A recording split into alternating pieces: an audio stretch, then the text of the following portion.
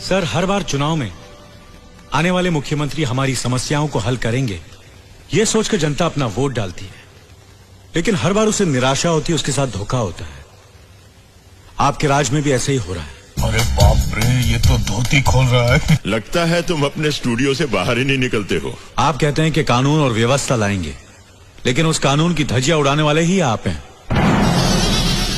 जातिवाद को बढ़ावा देने वाले भी आप हैं। ऐसी बातें करके तुम मुझे भड़काना चाहते हो क्या? मैं आपको भड़काना नहीं चाहता, मैं सिर्फ चाहता हूं कि लोगों को पता चले कि सच्चाई क्या है।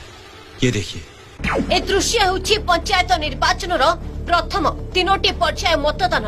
राज्यर विभिन्न स्थान में मारपिट, पुलिस जनता खंडयुद्ध, शासक दल विधायकों दादागिरी। आज चतुर्थ पर्याय मतदान समय भी शासक दल कर्मी गुंडागिरी देखा मिलता।